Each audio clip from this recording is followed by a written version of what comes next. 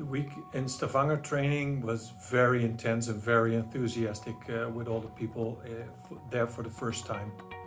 The effect of the whole program for me has been that I feel included in a global community of strategy tools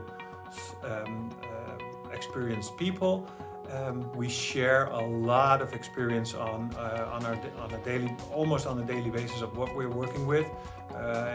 This could be working with the simulations, this could be working with the canvases, and basically all types of information of challenges that we experience as ourselves.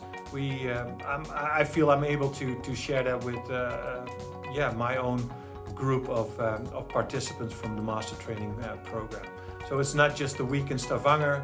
It showed it turned out that it is a community now that of like-minded people willing and able to share their experience and their knowledge to move everybody forward in their efforts.